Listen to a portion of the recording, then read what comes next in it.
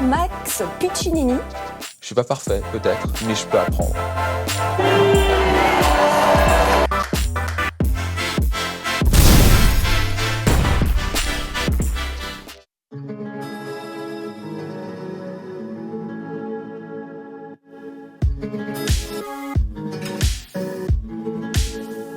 Bonjour à vous et bienvenue dans les Daily Max numéro 5. Je suis toujours au Pérou avec mon groupe Mastermind. Nous avons une journée actuellement sur le couple. Comment être heureux en couple? Peut-être que ça vous intéresse, pas vrai? Je vais dire que le couple, la relation intime, c'est ce qui nous apporte le plus de bonheur ou de malheur dans la vie, pas vrai? Il y a de fortes chances que les moments les plus forts, les plus beaux de votre vie ont été quand vous avez une relation intime, quand vous étiez fortement amoureux. Est-ce que vous vous rappelez la première fois que vous étiez amoureux, votre premier baiser? Vous vous rappelez ce sentiment? C'est quelque chose qu'on peut expérimenter dans notre quotidien. Et peut-être que vous vous rappelez aussi les moments où ça a été vraiment difficile, vous avez vraiment été malheureux, c'est souvent dû à des relations. Donc aujourd'hui, un petit peu s'amuser et je vais vous transmettre les 5 moyens pour avoir une vie de couple misérable. Parce que vous savez quoi? Pour avoir une vie de couple heureuse, il faut d'abord savoir ce qu'il ne faut pas faire avant de savoir ce qu'il faut faire.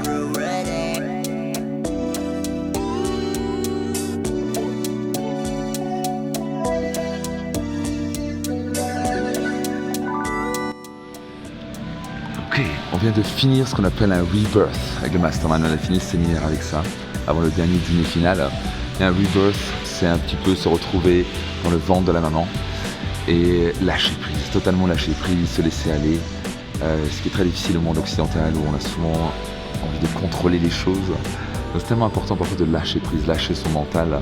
Et c'est aussi un symbolique pour une renaissance dans leur vie. Donc c'est incroyable. Le ressenti qu'ils ont, on sent la paix intérieure, la sérénité, quelque chose qu'on recherche tous dans la vie.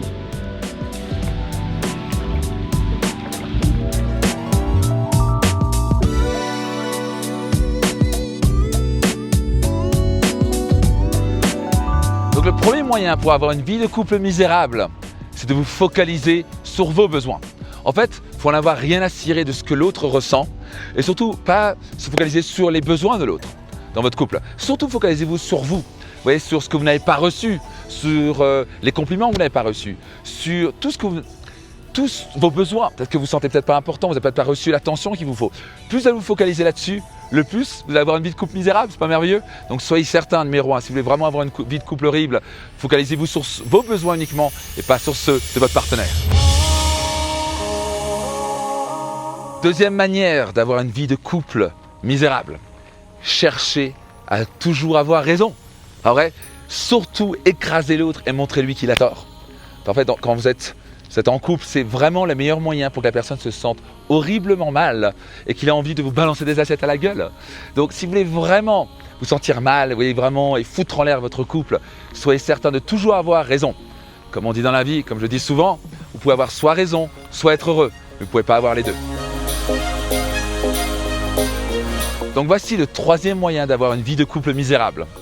Remuer le mauvais passé. Vous voyez, dans notre passé, il y a des bonnes choses et puis il y a eu des choses plus difficiles.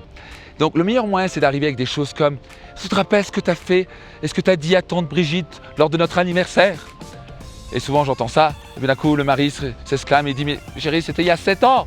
Et c'est incroyable comment on peut arriver, et j'ai vu ça maintes et maintes fois, comment on peut arriver et remuer le mauvais passé. Donc si vous voulez vraiment foutre en l'air votre couple, soyez certain de reparler du passé, voyez, du mauvais passé, ce qu'il a dit ou ce qu'elle a fait, et le ramener dans l'instant présent, comme ça vous êtes sûr de vous sentir horriblement mal. N'écoutez pas votre partenaire. En fait, vous n'avez rien à cirer de ce qu'il a à dire, pas vrai. Il est tellement peu important dans votre vie, pas vrai, que ça ne sert à rien de l'écouter, pas vrai. Donc fermez-vous. En fait, si vous voulez vraiment le faire souffrir, ignorez-le ou ignorez-la. Comme ça, il va vraiment se sentir horriblement mal. Et donc, ça va monter en lui la colère, la frustration, et vous êtes sûr de prendre les assiettes à la gueule, pas vrai. Donc, si vous voulez vraiment avoir une vie de couple misérable, n'écoutez pas votre partenaire.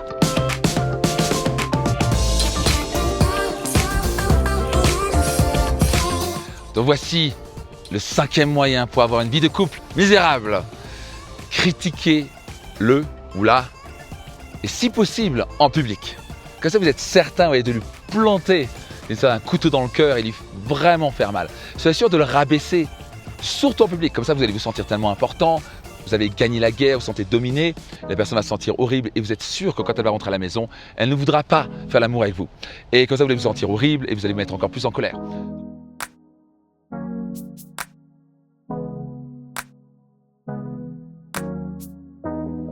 Donc voilà, vous avez les 5 moyens pour créer une vie de couple misérable. Bien entendu, il y a de fortes chances que ce n'est pas ce que vous voulez, pas vrai? Mais c'est important de savoir ce qu'il ne faut pas faire avant de savoir ce qu'il faut faire. Si vous êtes une personne qui veut non seulement attirer l'âme sœur et être heureux en couple à long terme, ou si vous êtes en couple actuellement, que vous soyez heureux, que vous soyez actuellement, c'est peut-être pas aussi beau que ça l'était avant, et que vous voulez vraiment créer une vie de couple épanouie, heureuse, sensuelle et passionnante, sachez que ça n'arrive pas par hasard.